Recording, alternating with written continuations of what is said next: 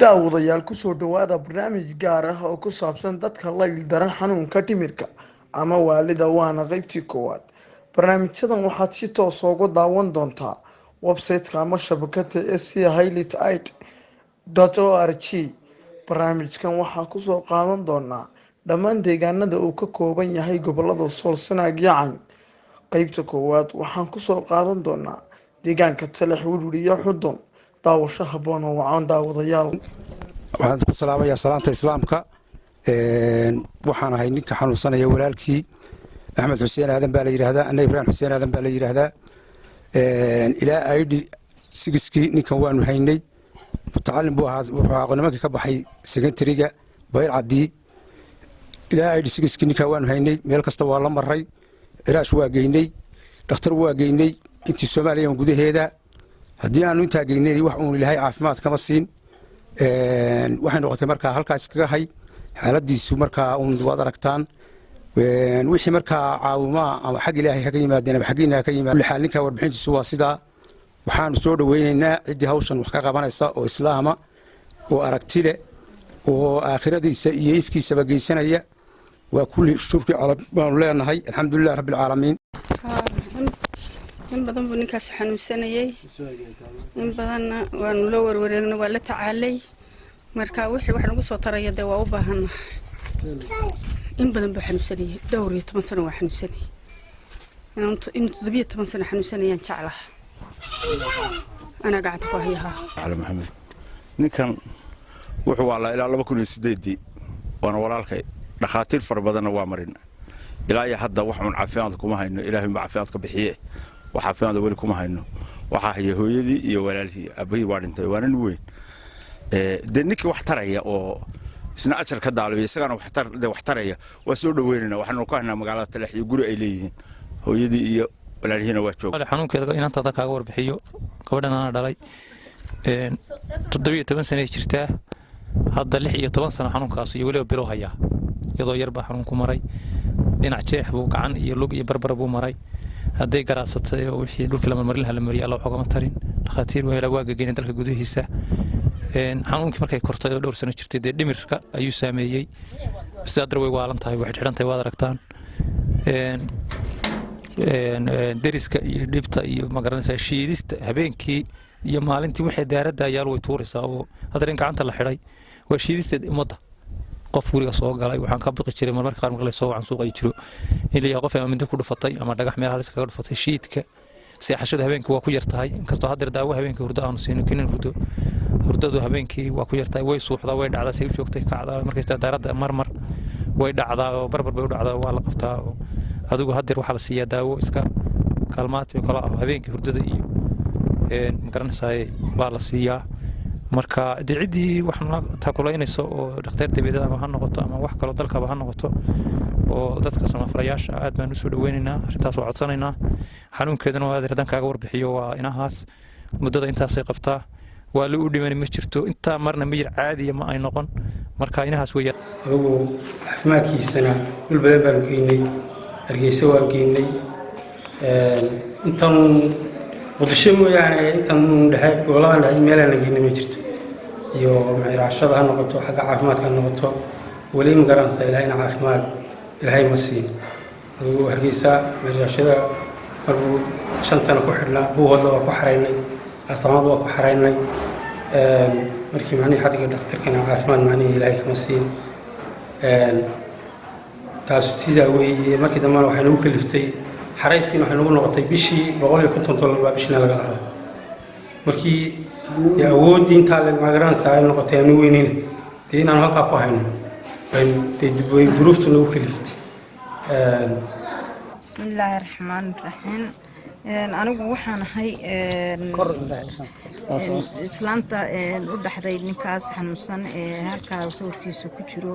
ninkaas wuxuu walaa ilaa 15 sano 15 sano meel dhakhtar ah oo muhiim ah ma aanan geynin ilaa aan markuu nagu kaco aanu iska xareyno maahaane marka intaa wuu fadhiyaa hadeer wuu fadhiyaa markii hore socodkiisa asaa'id ahaa hadda wuu fadhiistay meelna uma kaco dadkana hadeer ma dilo kaniiniyaanu siinaa meesha laga soo bixiyey laascaanood buu ku xaraysanaa markii lasoo bixiyeyna kaniiniyadii la siiyey ee loo qoray baanu weli ku wadnaa kaniinkaasuu wax ku cunaa waxna kuna seexdaa haddii laga daayo kaniinkaas iyo intaas haddii laga daayana laba habeen hadday ka maqnaato waxbuu dilayaa hooyo cabdisalaan jaamac xirsi baa la yidhaahaa galaal cabdisalaan jaamac xirsi galaal ma garatay 15 sano ninkaas xanuunsanayay ninka meel aanan dalka marin debad ma aanu jirin laakiin xamar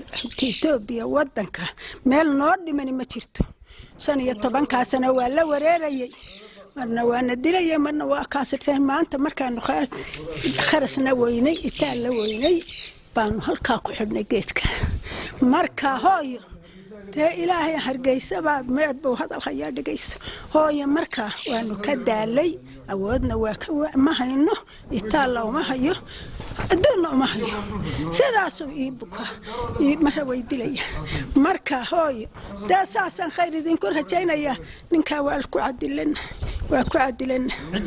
cadilana yaa hooyo cid badan oo nagu cidna aanu hayno oo nagu taageero oo wax nagu tartaana ma jirto alla mooyi ma jirto hooyo ilaahay dartii waaye waa waxa sidaa u hadlaya waa waxa marka hooyo ilaahay baan degmada Xudun ee gobolka Sool ayaa kamid ah degmooyinka sida weyn u saameysay dadka la xanuunsanaya xanuunka dhimirka marxim anigu waxaan ahay Farxaan Yuusuf Cali Nuur ninka dhinac fadhiyana wax la yiraahdo Khaliif Yuusuf Cali Nuur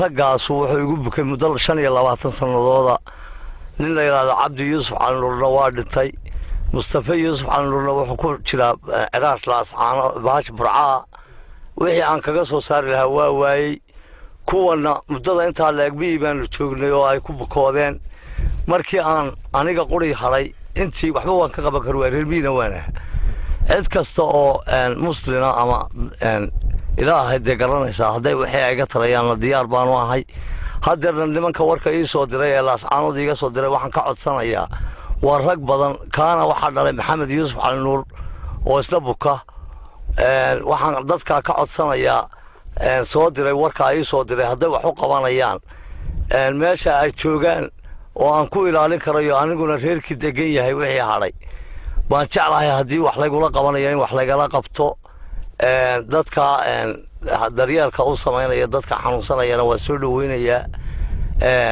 muddada inta leeg 9 bilood oo hadeer ay ku jiraan Iraash oo dad dibadaha jira oo tolkooda ilmaadiiradoodii ay yiraahdeen warbal dawaha ku qaateen mooyaane wali wax xagala qabta ma aan arag ninka la yiraahdo Khaliif waxa muddo hadeer laga joogo 18 sanadood Maxamed Jaacni la yiraahdo Maxamed ka hadeer xanuunsanaya Burco ugu dhigay gaalkacayo neerfuu ka helay 3 bilood buu qoray 3 bilood marka dhammaysan jeekin baan ka qaadayaa buu yiri halkii laga celin lahaa baanu aragnay maanta dambana Maxamed baa dhaqaaqay anami iyo xoolaan la jiri ninka dawadiisa halkaas ay ku luntay dabadna dibad gaalow buu ahaa cidlu iska fadhii jiray buuraha soo gali jiray ilaahay bar dhaweed baa dadka ila soo hadleen oo Iiraan walba nimankaas soo qaqabo oo halkaas la cusbitaal ku haynay muddo dheer Iraasha adigu de hadda waa kuwa ay ogolaaday laakiin wax weyn oo kordhay kama muuqdaan waxaan idin sheegayaa haddii aad damacdeen inaad wax iga taakulaysaan